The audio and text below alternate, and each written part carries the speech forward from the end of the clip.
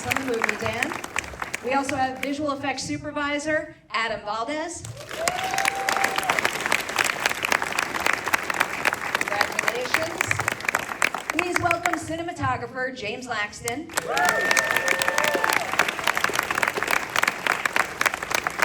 Congrats.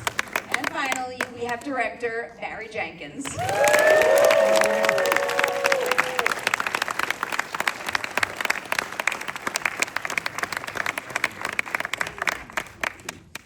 Yet another big congrats to you all on this feat. So Barry, I'm gonna come your way first so we could talk a little bit about signing on to direct this film.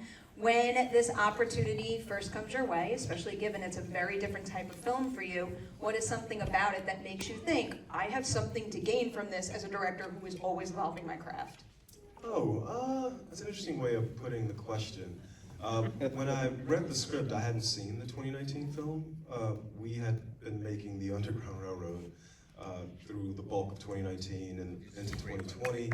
So thank you, that one person. It was a very intense process, like very intense. The world just disappeared for the time we were making this. So I had no idea the movie had even come out.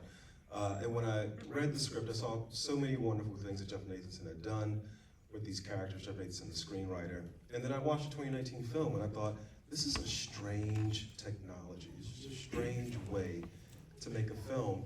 And it couldn't be more different than the thing James and I had just finished doing for 112 days at that point.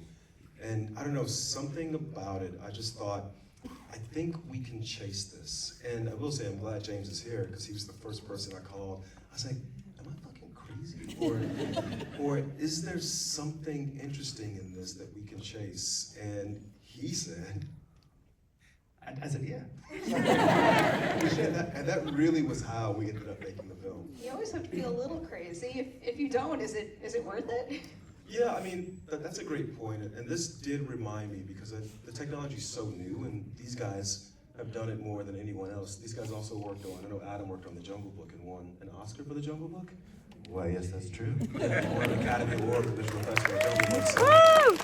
But for us, it was like, well, for me at least, it was like going back to film school. I didn't know you needed light to expose film when I first got to Florida State. And I had to learn that in order to learn how to make movies. And this was also learning how to expose an image with a completely different new technology. Apparently you don't need light. The virtual light. You need that. Before we start to dig into some of the specifics with the visuals, I did want to ask you one story question as well, because you just brought up Jeff, who wrote the screenplay here. So you have his screenplay. His screenplay is essentially based on iconic source material. When you get that screenplay and also kind of view, I guess I would say, Lion King lore, what is space you find within those two things that you thought maybe you could fill in your own unique way as a filmmaker and storyteller? I wasn't looking for space between the two things. I wasn't as well versed on Lion King lore as he clearly had become while making, because Jeff also wrote the 2019 film, the remake that he and Jon Favreau did. What I did see was my memory of whoever Mufasa and Scar are, and them being frozen in time at that point for 25 years, and that scene where they run off towards the sunset, you guys just saw the movie, where they're leaving Taka's kingdom and they're running off towards the sunset. I got to that scene and I was like, holy shit, this is really interesting. Because I think I know exactly who these people are, but I realize I'm actually about to find out who they truly are. And again, I thought there's something for us to chase with the way we see images with this technology, and that really was it. So James, I want to come your way now to start by talking a little bit about your ongoing collaboration with Barry. And I love the fact that this movie is essentially about found family, and I know you two have met many, many years ago, and now I believe this is the fourth feature film collaboration between the two of you. So 2 questions that kind of fall under this subject here. What is something about Barry as a leader on set and also a creative partner for you that keeps you coming back for more? Yeah, I mean, this could be a 2-hour conversation, but I'll try to be brief. Barry's someone who is my favorite kind of collaborator, someone who will listen to you, want ideas from you, push back at you with different versions of an idea, coming together, finding that sort of intertwining between perspectives to find a new version of a language. And when I look back at our films from the past, inclusive of this one, I find them to be very unique unto themselves. And I feel like it's amazing to have this collaboration, because not only do I feel like it's someone that I feel trusted by, and that goes both ways, but someone who I feel like I'm making new versions of cinematography every time I collaborate. So I don't feel like, I know, for example, when I watch this film, I see ourselves in it, but it's a new version of ourselves. And I felt that way on Underground Railroad, and I felt that way on Moonlight, and I felt that way on Beale Street. And that engagement in finding new ways to be expressive is something I really love about working with Barry. It's a beautiful way to put it. I feel like this particular question could have hours and hours of answer to it, but what is something about your collaboration that has stayed the same from film to film to film, and what is something about your collaboration on Mufasa that called for something unique? Yeah, I think if anyone knows our films, like, the first word that comes to my mind is intimacy. And I think I see that in the images we're creating here. This is about familial love, romantic love, brotherly love, and when I have those feelings and emotions, and I want to try to find a way to put them on screen, intimacy is a word that's always on top of my mind anyway. And so, I see that here. In this film, it might have taken on in different ways than in previous versions of our collaboration. Applicably in some virtual way, obviously. but yeah, intimacy is the thing that I think is the connection point. Oh, you feel that big time. Adam and Dan, I'm going to come your way now to go back to the idea that you both worked on the 2019 Lion King movie. I'll actually phrase this question somewhat similarly. What is something about having worked on that made a part of the process kind of seamless for you on Mufasa, but then also what is a one-of-a-kind challenge that you encountered when making this movie next?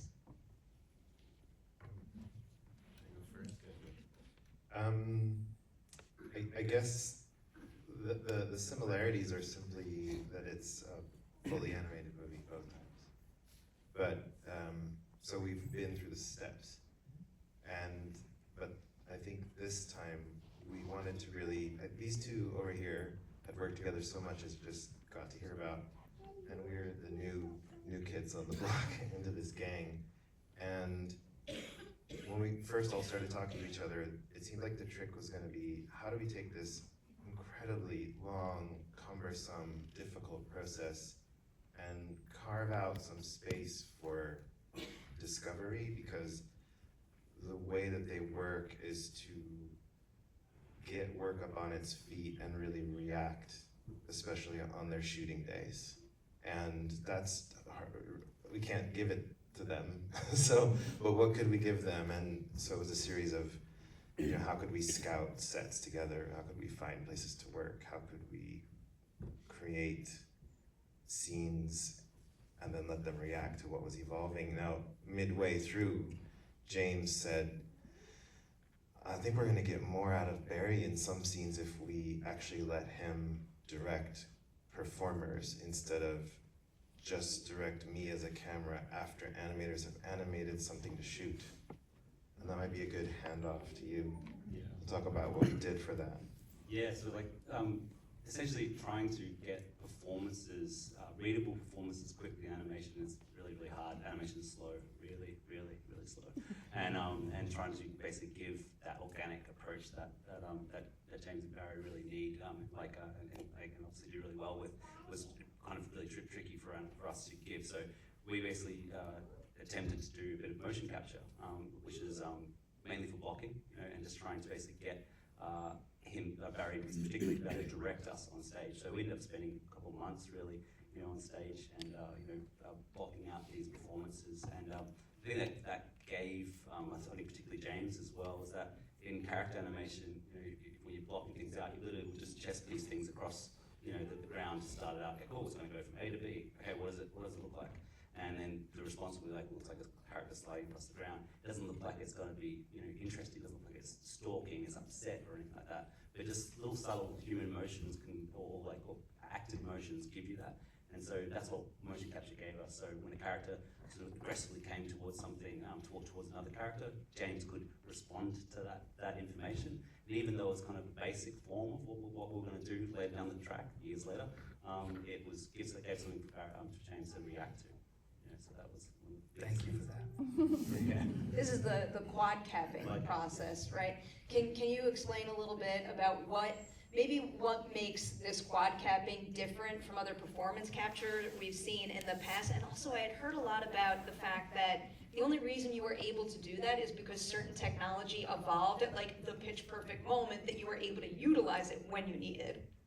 Yeah, I mean, there's a few kind of brains going on at that time. Like I'm obsessive about like lions and quadrupeds basically, and so like I really wanted to get into it, but then we had this technology basically with the Unreal Engine that basically meant everything can happen in real time. You can see motion capture things, and you can see it in real time. So Barry and James could see it on the screens and the stage.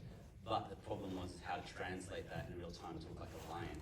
And that was the sort of technology that we sort of had to develop. And it's kind of a bit of a mixed bag. And if you can imagine a character like a person that wears a suit where they have all the drums, they kick the thing, I can't remember what they're called, but one-man band, that's it. Yeah, and so that's kind of what we set up in the virtual world. So like the front legs would drive the back legs, and we had a towing system that would move the back end along, and things like that. But basically it's just trying to get to a point where it doesn't look like a goofy Halloween costume, playing out in the virtual world. It actually looked like something you could interact with and look at. So that's kind of where we got to. It's so funny to watch the faces. People are like, huh? What the hell are you talking about? Yeah, I think you kind of have to see it to believe it. But yeah, you can imagine just motion capture translates onto humans really well, not so much onto quadrupeds. It was really impressive and really helpful. So I mean, big thank you to you two. This is an incredible process. I'll back up a little and kind of lean into what it might take to get folks who are not used to this process of filmmaking up to speed. Because I was reading a little bit about a test sequence you all did. I think it was like late 2020, early 2021. I guess the way I'll phrase it differently for both of you, Adam and Dan, when you do something like that with filmmakers who are not used to working this way, what are some of like your top priority pointers and ideas you want to get across in that process? And then for the two of you, what would you say is the biggest learning curve you experienced while doing that test sequence? Well, maybe the thing to point out is we were in pandemic still. So I was still in London watching these guys do the first test shoot on video camera. I was actually looking at a screenshot I have of it on my laptop on the way over here on the plane. Just seeing like the first time I think Dan and you two were meeting on this stage after we had scouted the set and designed the scene. So it was a very, it was like the first tentative steps. And I think for these two guys, I mean, they'll speak to it, but largely it was like, let's just walk through it so you can see what it's like to scout it, to shoot it, and then watch the months go by as we try to make it look like the final thing, and so that we could walk through the whole process one time. And I think that served us pretty well, just like gave everybody a basic grounding with each other. Test shoot sucked. It was just, there's no way we can make a movie this way. But Adam's right, it showed us the basic steps of how to make the movie a way. And as Dan already said, they then began trying to figure out, well, how can we evolve the technology? I loved going back through all the call sheets to figure out, oh, there was a test shoot, and then we demoed what James and Fathers and Ryan Champney evolved to be like, okay, this is how we're going to actually make the movie, and then we evolved that again to get to the quad capping. Am I right remembering it? Yeah, 100%. Yeah, I think for me, like a musician maybe is the best analogy I can think of. It's a new instrument that I had no idea what to do with before it was given to me in my hands. But just like probably, I'm not a musician, but I can assume musicians work this way in that like you figure it out. And people like Dan and Adam, held our hands and were gentle with us through the process to make sure that we wouldn't get too frustrated. but ultimately it was like learning a new instrument, and once you figure out your chord progressions and how those things come together, it actually becomes just like anything else. It's muscle memory, and you start to adapt the thing that's in your brain and find a way to push it through this new box. I feel like that process needs to stink, so that when you get to the meat of it, it's a little smoother, and you got the pieces that work for you better. Yeah, I think what it really comes down to is I don't take any joy, and I think I don't work very well if I have to, if the things in my head are exactly what we make. And I think there's a version of making films with this technology where, because you have total control, every blade of grass, every follicle of hair, you can dictate it needs to be there, moving this way at this moment, and the camera's right here and it moves to there. But it's just not, I don't think you're gonna get anything that has a texture or any kind of spiritual essence by working that way. And so we did have to figure out, how can we create just enough of it, as Adam was saying before, set it in motion, and then rather than creating images, capture images. And that was really where the process was. And I think, well, no, I won't say that. I think that's where the process was. Not 100% of the film was done that way, but I think some of the strongest bits. But some of the test shots are in this movie. I know. And that's what's crazy is like we started with that one scene and we shot that scene out, and there was a few that you guys still stuck with. You still felt like, yeah, we got something there that we, maybe we're not gonna do better than that. And then maybe our job the whole time was, when he's talking about capturing the essence of something, our job was to, and James can attest to this, because James would be sitting with his iPad in reviews going like, wait, take that shot back, let me see it again. He's looking at your original take, he's looking at his take, he's like, we lost something. And so there's so many steps that it's really easy to just lose. You saw some of the credit rolling, and after the four of us, there's 800 other people like touching this movie, and you're just constantly trying to keep them. And Joy, our editor, who's not here, is making. You and Joy are making a frame by frame. When do I cut in? When do I cut out? And it might be from something from the shoot, and suddenly that thing's disappeared. The blade of grass isn't there anymore, and you're like, what happened? The cut doesn't feel the same, and you got to go back and find it and put it back in. I mean, these filmmakers took that virtual production capturing process so to heart. And we said, the more you take it to heart, the more we'll try to stick to it.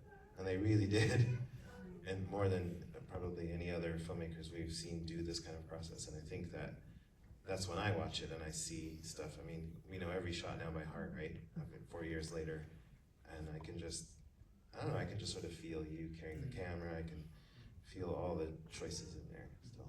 Oh, I'll follow up on a whole bunch of that, actually. I'll go back to you very briefly, because you were just emphasizing the fact that, you don't like it to play out exactly as you've envisioned. And I know in general you kind of like to explore on set and find new opportunities to include things that you hadn't planned for. In this particular case, I was reading a little bit about your exploration of these virtual sets, and that you would go to places that were obviously designed but weren't necessarily intended to be seen in the finished film. Is there any particular example you remember of something you discovered and now people could see it? Oh yeah, the whole underwater fight with Kiros and Mufasa at the end.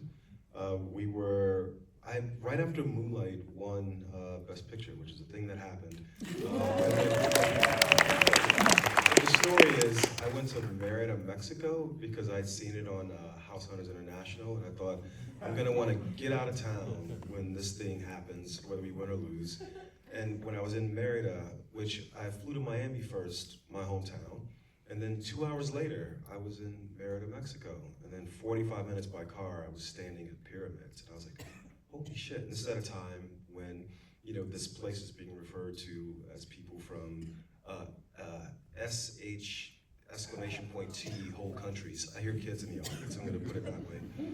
And yet these people built pyramids 2 hours flight from my project. And they originated the only written language to ever originate in the Americas. Like, wow. And they had all these freshwater swimming holes called cenotes.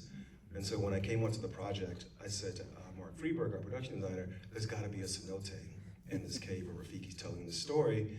And once he did it, Adam's right, we were scouting, and everybody's walking around the cave. Oh, Timon and Pumbaa be here. I'm like way, I'm like 800 feet underneath the cave, and I'm in the water like, Jay, check this out, this is so cool. Wouldn't it be dope if they just, when I looked up and the light was shining in, because when you build these virtual sets, it is, you put on the goggles, and it really is like you're flying around the world. We're all in our bedrooms, and I looked up and I saw the light, and I thought, oh, this would be just so stunning. And that's how the whole thing with Kiros and Mufasa falling through the floor and having the fight, that's how that came about.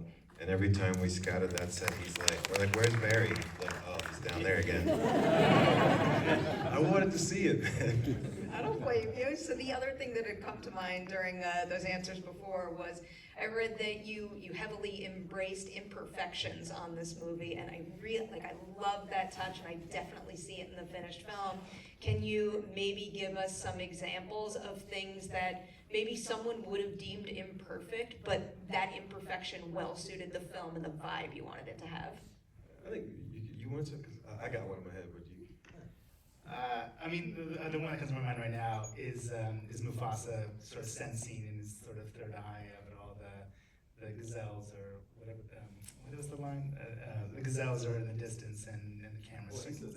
Yeah, that's right. You know they're not gazelles. Yeah, that's right. Just that sort of handheld feeling, and the camera's loose and it's searching for Mufasa's ears, and the follicles coming out of his ears and finding its way to his eye, and just kind of tapping into that. And, clearly it's a wandering moment, but it sort of does feel right. It feels authentic, and to me anyway, I'll put it that way.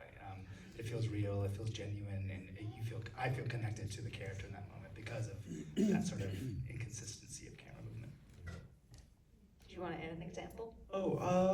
The shot of Taka's face at the end of his transformation with Kiros, we just put the camera, a really wide lens, like right in his face, and we're zooming in, and his eyes are flickering. They could have maybe done a more perfect version of that moment of the model's face, but we put an exaggerated lens, which could cause more work for these guys, but they just sort of let it roll. The biggest one is at the end of the race, when the two cubs come out of the water. There's this shot where they're running, we're pulling Taka, and Mufasa's catching up, and he splashes through this puddle, and it's reflecting the light of the sun, and the camera's really shaky because we're on a big lens, and then he catches up, and we're sort of just at this parallax, and it's a broken shot, and it was broken in VCam, and they perfected it, and we sent it back. It's like, no, don't fix it. Don't fix it. This is how it's kind of, Adam's looking at me. Stuff like that. I love touches like that. It makes it feel real and whole. Not real, but it makes it feel captured, there's no operator in the world who could have operated that shot and made it as perfect as they could have made it in the end. And so why should it be perfect in any iteration? So just because we're doing it in virtual production. Oh, very good point there. So I'm going to pose this question to the whole group, and a big two-part question. And I'm curious to see if your answers differ based on your different disciplines here. Going into production on this movie, of all the scenes in it, which one did you think was going to be the toughest for you to pull off? And ultimately, was it, or did a different scene catch you by surprise?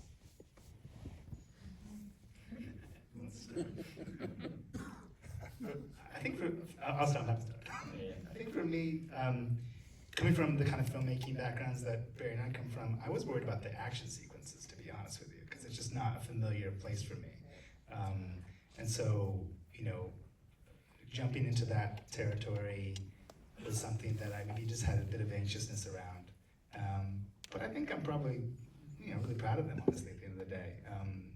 I think, that while I feel like we captured an exciting energy, I also feel like we kept it really story-based and kept it really character-based. And so that blend of things feels, I'm really proud of them, honestly. The hardest ones that I maybe didn't see coming, I don't know. I'll be honest, none really come to mind. I think the support by these two gentlemen over here and many others in their teams, I honestly felt like I had such a great sort of team behind the scenes that I don't don't know, I felt like I struggled all that much in a sense, yeah. Hands down, the flood sequence. With Mufasa getting tossed around the water, the whole bath. We did months and months and months, if not years of work on that. And that was really, really tricky, just simply by being able to, you've got undulating water that's not going to be real until it's real, like until it's being fully realized, and sort of trying to work our way through the story to get to work out what's actually happening in that chaotic moment. That was really, really, really, really tricky to get through. Yeah, it was good too. I think our Malele dream sequence, butterflies and the beautiful colors, that song, just, I think, finding everything it needed to be over time, just figuring it out was probably one of the ones that was the trickiest to do. And then I would say the other thing was James working on color and working on our look, was also just a long evolution. Not a difficult thing, but just like one of the bigger processes. And, because I thought maybe we'd set it and we'd get it early, but I think we set one thing and we worked on it more and then we worked on it more. And 3 years later, we were still working on things. So that was an interesting process. And I'm really happy where we ended up because that was definitely bouncing things around for sure. For me, I guess I'll go opposite direction. Coming into this, James and I just finished filming the Underground Railroad, and we had kind of evolved a camera. Thank you, people. We had evolved this camera aesthetic where the camera's kind of omniscient and it's moving through space in relation to what the characters are doing, and I thought it was going to be really difficult to do that. In this film, given the way you make these movies, especially the way we started off making the movie, which is why I said the test scene sucked. But there's a scene where Rafiki's fishing and Mufasa walks up to him at night after waking up from this nightmare. Actually wasn't in the film as of about 8 months ago, but then it came back. But I remember we did all the voices for the movie first, so you record all the actors and Joy cuts all those things together as a radio play. And then when we evolved the quad capture, Dan Fotheringham is in just about every scene in the movie as the physical sort of blocking of the characters. But for that scene, initially Mufasa and Rafiki were facing each other, and James and I, again, we sort of evolved this camera where the characters are moving and the camera's moving, and if the camera doesn't need to cut, it just doesn't cut. So that was a scene where right away when we played the radio play out loud, I realized that Mufasa wouldn't be able to say the things to Rafiki he was saying to his face, so he needed to move around to the rear of the little fishing hole. And so we started evolving it, and Father sort of drifted around to the back, and James was drifting as well. And then there was a moment where we just realized there's gonna be some reflection in the water, and James did the tilt down, and then came back up, and it just played. And it was like, oh shit, I'm sorry. oh man. we could just play in this environment the same way we would play on something like the Underground Railroad, and I think that really opened up the process for me at least, because I didn't know that kind of thing was possible in making a film like this. Otherwise, Fotheringham is absolutely right. The flood was by far the most difficult sequence to capture in this film.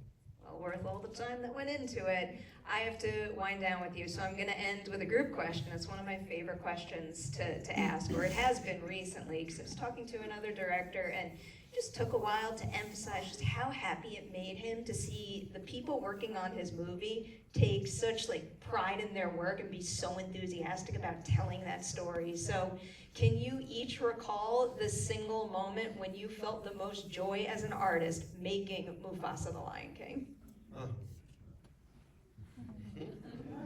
It's a 4-year process, man. Choose from. You know it's not the test sequence, though. It's definitely the test sequence. No, it is not. It is not.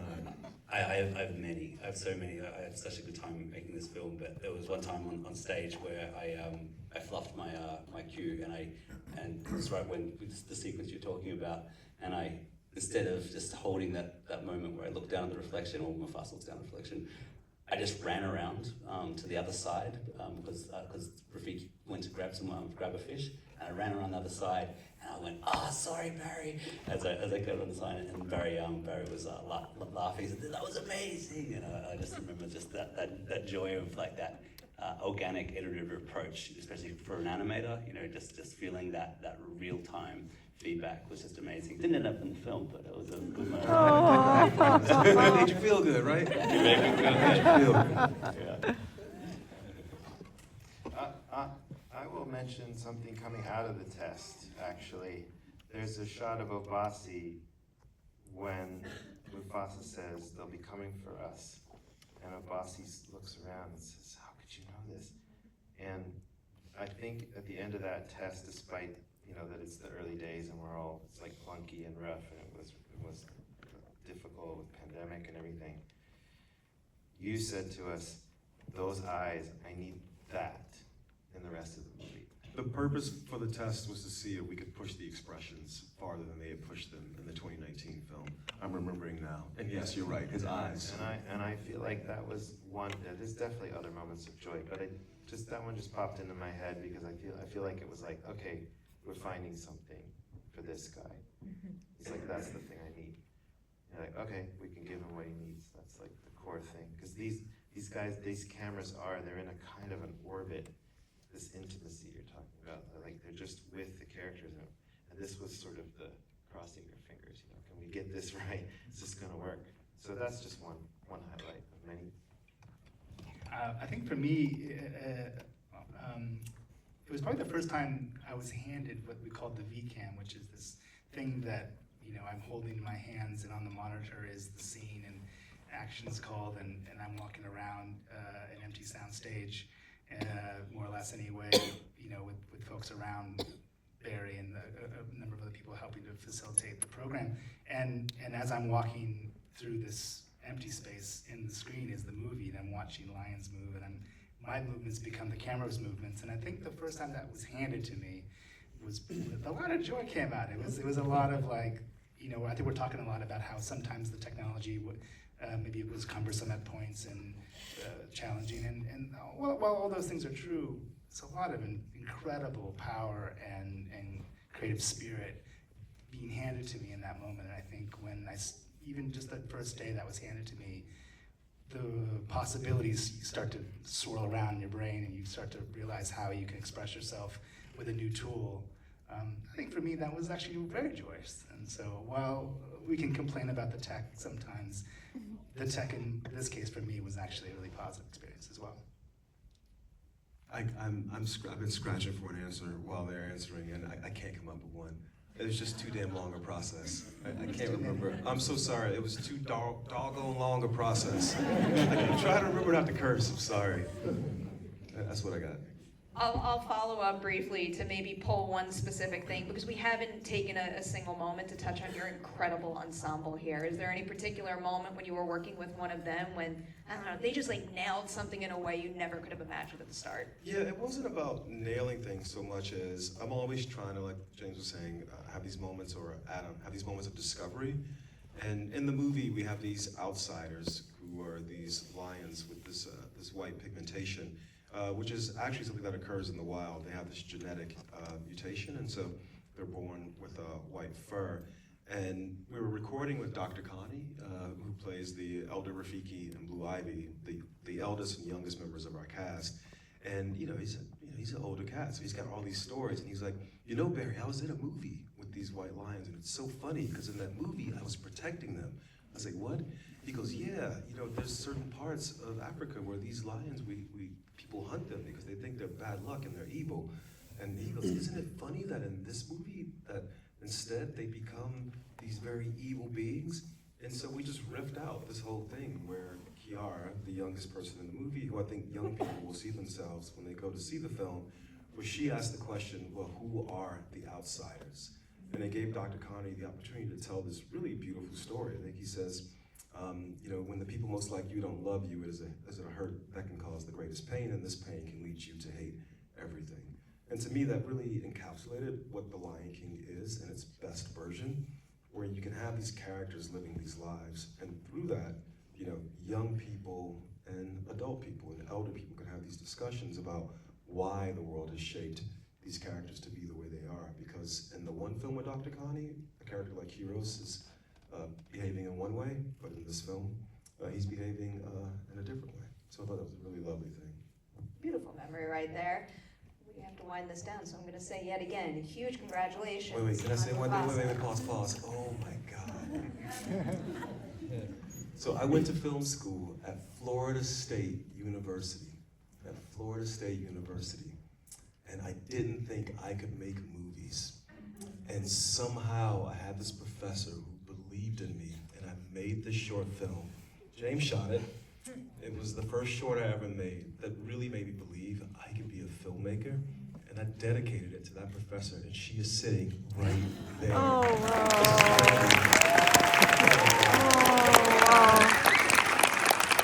Thank you. These lights were in my eyes, so I couldn't see you. But I just saw you. Oh my, thank you so much.